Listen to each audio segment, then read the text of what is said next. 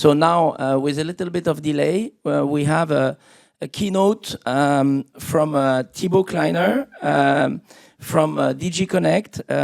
His title is Directeur de la Direction Stratégie, Politique et Communication at DG Connect.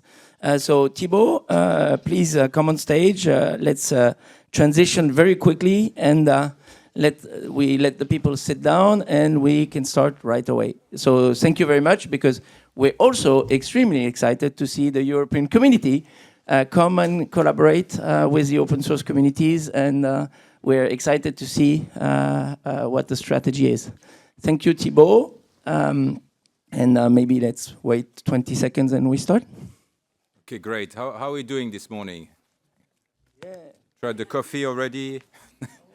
Great weather in Paris, but really pleased to be with you. It's not maybe the usual to have representatives from the EU institutions. I even kept my tie, you see. But very important as well for me to be here with you, because we are at an important moment in the Commission, in a way. I don't know if you follow EU affairs. Myself, so I'm the Director for Strategy, Policy and Outreach in the European Commission in DG Connect. DG Connect is the place for digital in the European institutions. So we do all sorts of things like funding. So myself, my teams are in charge of 2 programs. We fund about 2 billion a year in innovation and investment in tech, in digital.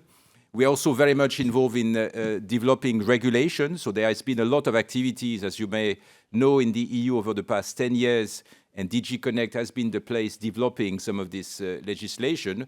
But we also try to work to develop also industrial strategies and policies around a number of areas. And one of them is software, with a key focus also on open source and open standards. So why am I here also today is to try to hear from you, because we are at a juncture right now in the EU. We just have a new commission that started. We have a new executive vice president in charge of tech sovereignty, democracy and security, Mrs. Virkkunen from Finland. And it's a good moment generally at the beginning of a new cycle, because this is where we have a license somehow to propose new things, to have new ideas for our leadership and to start possibly new strategies in terms of improving the conditions for our continent. So I'm really curious to also have feedback, so don't hesitate to reach out today and in the future. But at the same time, I wanted also to insist that we are at a difficult moment increasingly in Europe. That's very much the feeling. We see that our competitiveness has decreased. Over the past 10 years, we've lost ground essentially to the United States and to China in terms of our GDP per capita. There was recently a report from Mr. Draghi, the former Prime Minister of Italy and former President of the European Central Bank, and his diagnosis has been, quite damning in a way, because he's saying that unless we do something really significant now, basically in front of Europe is a slow decline. So it's like when you cook a frog. You increase the temperature slowly, and in the end, the end is near. And it's a little bit what is happening, we fear at the moment, in a sense, because you look at our population, it's aging. You look at, increasingly lack of natural resources. We don't have germanium so easily. We need to find it. We still have mines where we may find some, but we depend very much from other regions on resources. And increasingly, we are dependent in terms of technology. I mean, we have this analysis that says 80% of ICT products in the EU actually are imported. So it's not a great situation, and we experienced this during the COVID period and also in the aftermath of the war in Ukraine, this new sense that we are depending on other regions for some of our technology.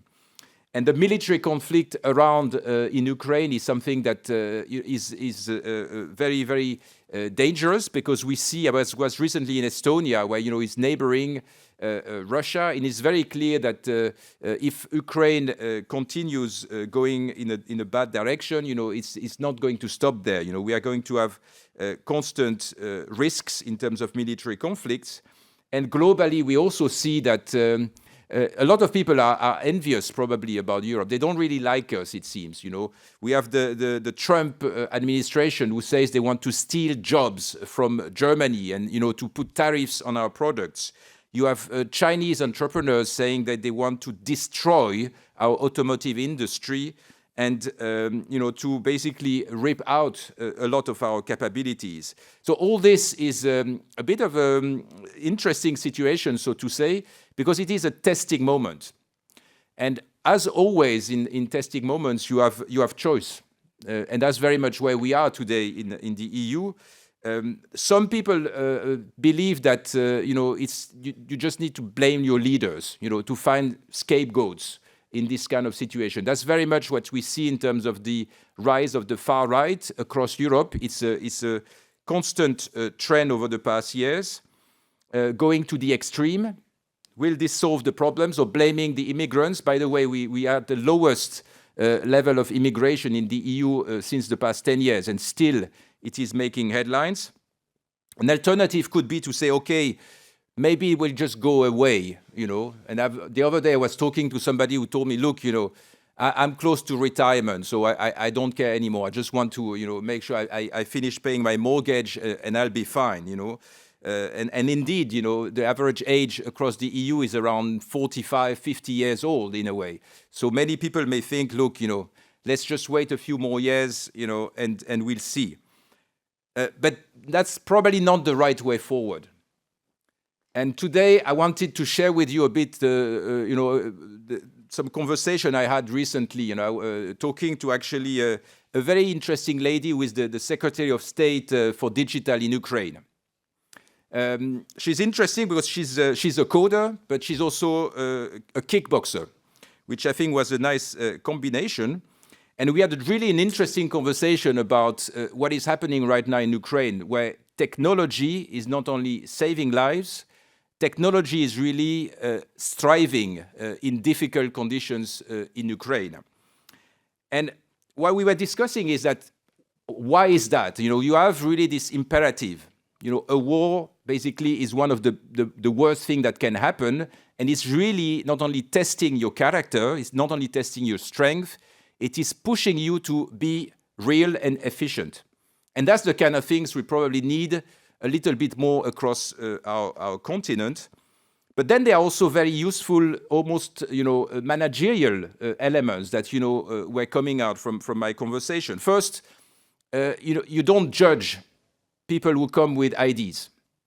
You have to basically give a chance to somebody who comes with a scooter and tells you, look, I'm going to develop a military scooter because you need to be agile at the front, in Ukraine. And actually, this is really the case. There is a startup in Lithuania that has developed a military scooter that is actually growing and making really very useful impact in the war. So you don't judge, but you also fast prototype. That's also another lesson that is observed in Ukraine. You test in real-life condition, and you try rapidly to improve the prototype and scale as much as you go. And then the last step is really where very often we struggle also across Europe, is how you go from prototype and rapid good technology to real scale-up.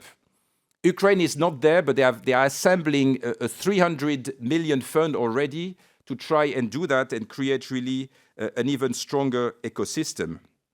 And basically my message today is that just like Europe is in difficulty, we should really take it seriously and do something about it. And in Brussels, at the level of the European Commission, we are looking at the current situation and we see lots of pockets of hope, actually. We think that it is not game over at all if we get our acts together, and also if we stop this nonsense of just looking at national level instead of looking at Europe as a whole. And in fact, what are our key competences? If you look at Europe, you see that we have a fantastic model which is based on skills and on decentralized talent. We are the most diverse continent in terms of languages and different backgrounds and so on. And this is something that really can be used by the startup communities and by innovation in general. And if you look at the numbers, you see that in fact, we are doing quite well in terms of startup creation. So there is talent in the EU. We have the highest number of AI engineers, for instance, compared to other regions. We are leading in quantum research, and we are doing quite well overall in terms of the software communities. So that's why at this stage we are trying to build a situation in terms of technological sovereignty. And that's really what now I'm trying to develop at my level, in my role in the European Commission. And one of the things I find is that too often we have the problem that people in industry do not know about European tech. There is this perception that basically we are nowhere in terms of technological development. It's only like US or China that are doing these big solutions, because they are much better at marketing and they are much bigger, so they can also afford to do this. But if you look actually at what we have produced in the past, and I think today, and this event is a testimony for this, there are a lot of solutions. There are lots of alternatives to large US solutions. And that's just about things we need to publicize more. And also we need to realize that this decentralized model can be the European model as well, where we don't have maybe one giant that is aggregating all your data, but where you have collections of entities, decentralized data spaces, connected SMEs that work with open standards and open source software and create together through a community something that is as good as a giant corporation. And that's this kind of alternative that we can build. We've done that in the past already on the basis of open standards in other industry. If you look at even the automotive sector, it is a collection of suppliers and supply chains brought together by an assembly. If you look at what we have done in companies like ASML, something like 10,000 suppliers brought together to have one of the leading company in terms of supply for microelectronics. Again, this is the European model, using standards, really specialized talents in a way that is more of a community. So looking at this, what are we going to propose in the coming period? I mean, already I can flag a little bit some ideas. First, we want to put this concept on the map. We want to develop this idea that there is something like a European offer. You could call it the Euro stack or something like this, where we show that actually, if we take our collective strength, we are covering the full range of the ICT value chain. We have infrastructure providers, starting with connectivity, Nokia and Ericsson. We have a lot of abilities in terms of our telecommunication, data centers, and so on. We have a lot of capabilities around services. And here again, the EU is helping because we have developed recently legislation that is based essentially on open standards and open source software. I would here mention, for instance, the e-identity wallet, in case you don't know about it. That's something that has been already agreed between all member states.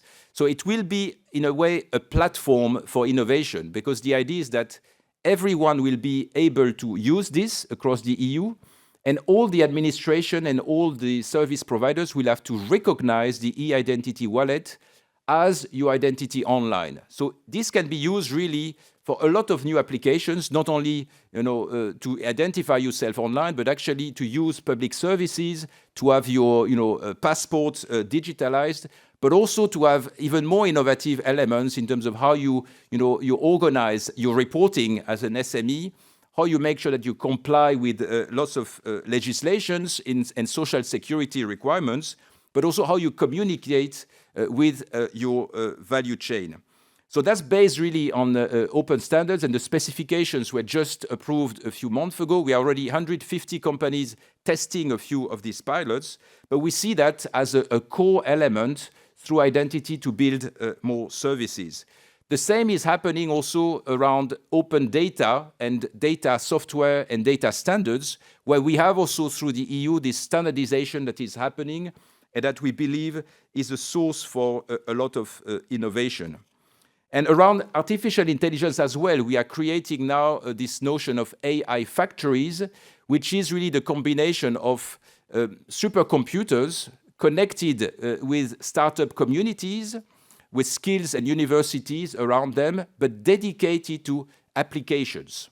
And really, recently we had already 7 of them that were decided, with 1.5 billion euros coming from the EU to create these innovations. The last thing we are also looking at in this Eurostack is actually how we interface with users. And again, today, I think I was just walking around, I think that we have lots of talents in the open source communities. It's about making sure that this is known and this is also valued because it's good quality products.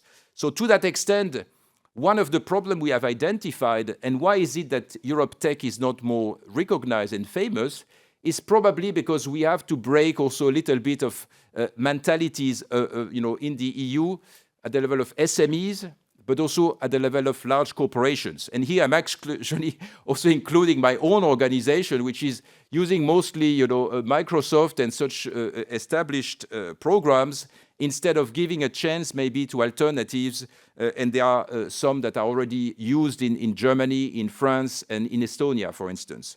So what does it mean? It means that today we see that there is almost a prejudice against some of these solutions, because the people sitting, in these large corporations, they want, basically to avoid some risks. They want to have the stamp of approval, which is typical in our European culture, and they don't dare to maybe use as good products as alternatives. That's something we need to change, and that's what the EU will try to work around by promoting also open source and open standards. So we are considering if we need a strategy or something like this. We want to make sure that we demonstrate that this alternative, this European alternative based on decentralized communities, is as good in terms of products as the mega providers from the US or China.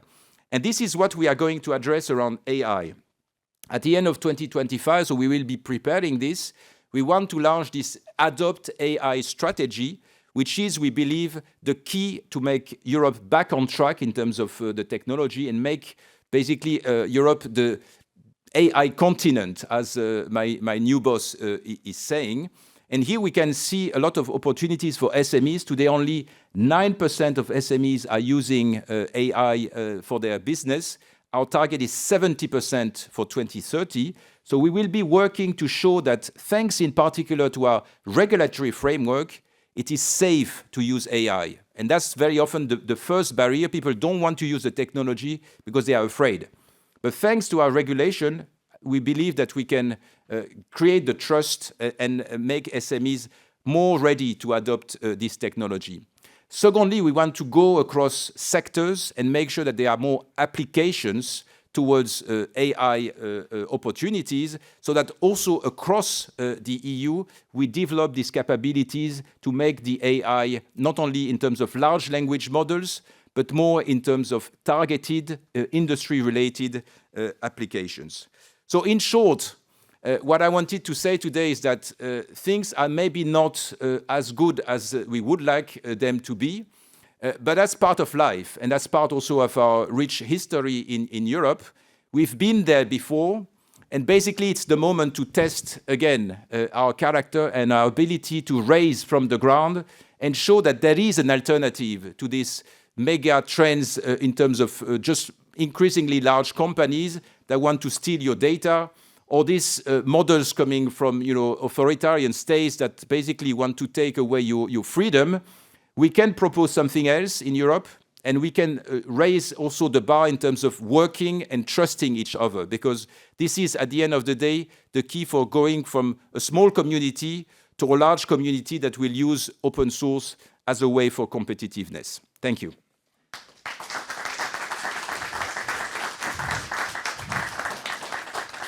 So thank you very much. We have a little bit of time for questions. So do we have some questions? So 1 second. I'll start here. Hi, thank you. I actually have 2 questions. You were talking about how tomorrow AI is going to strive Europe, creating a third voice.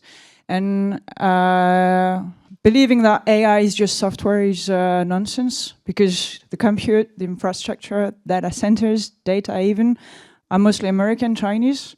So how do you think we're going to be more sovereign by creating more dependency to the US and China? And the second question is, what do you think about protectionism?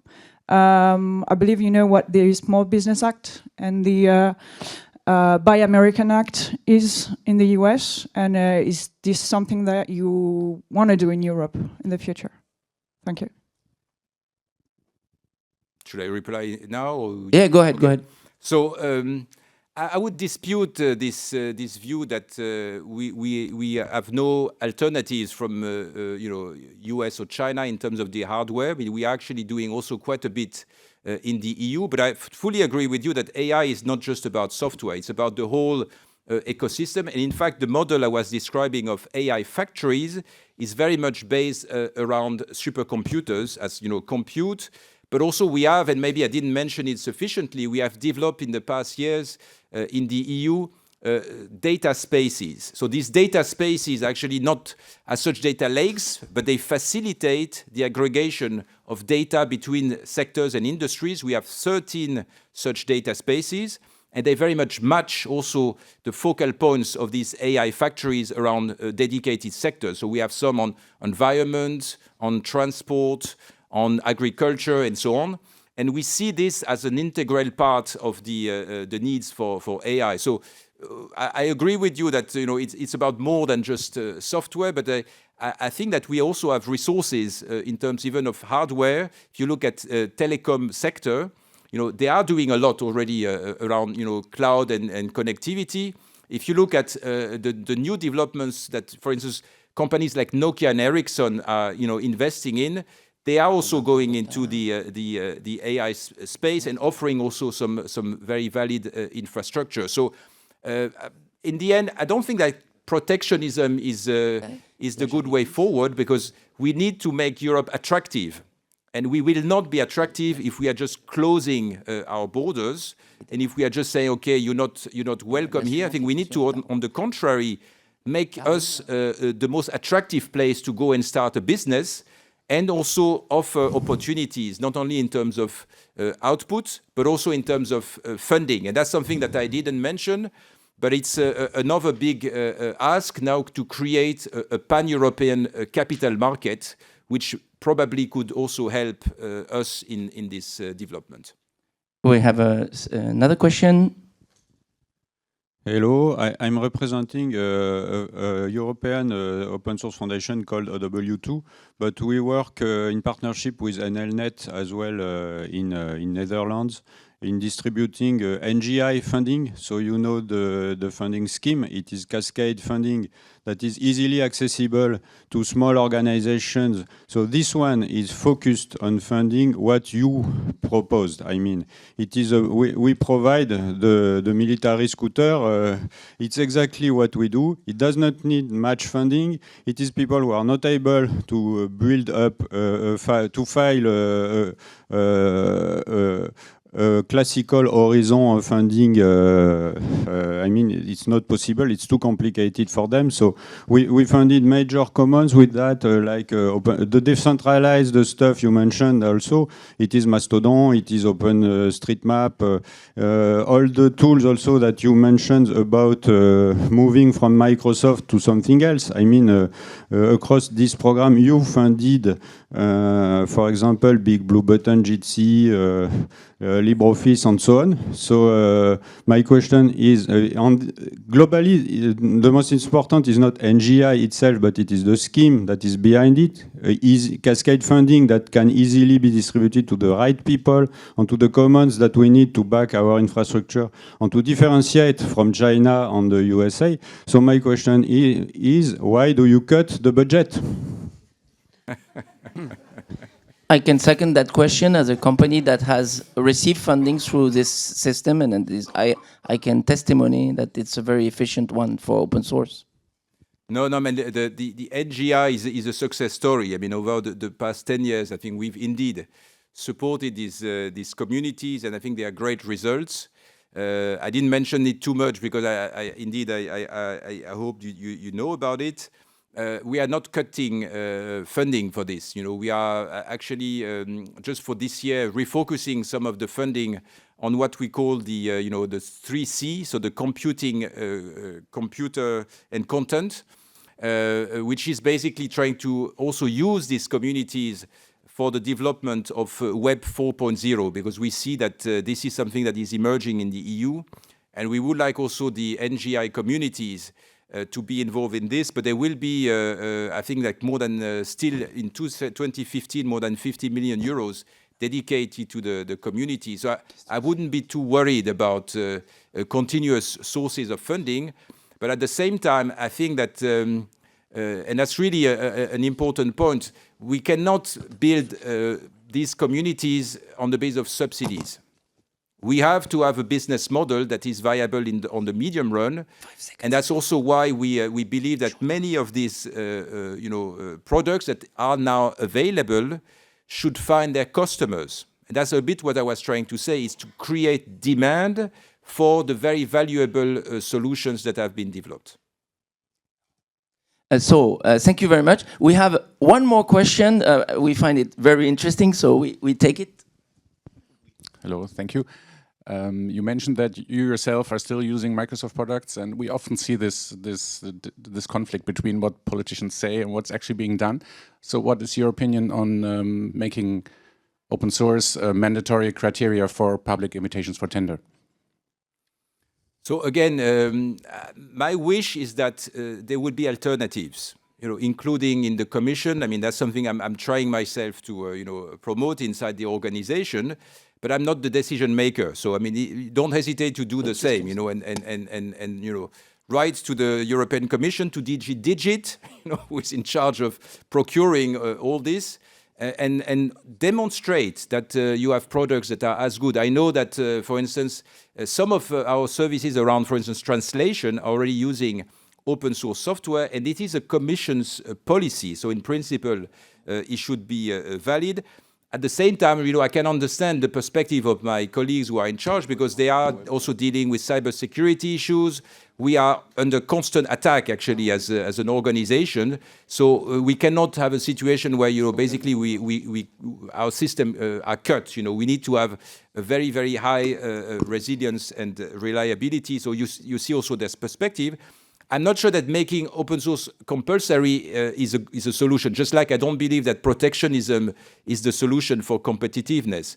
However, having a minimum level, I would say 20% of the market with alternatives, basically this gives you sovereignty. Because it means that, from 20% is big enough to scale. You can go from 20 to 60 relatively easily. It's much more difficult to go from 0 to 15 to 20. And I think that's what we should, insist upon, to have tested products that are good and that can prove to their demand that they are worthy. So thank you very much. We'll still have time because there is a round table after, so you can still keep some questions for Thibaut. Thank you very much for the presentation.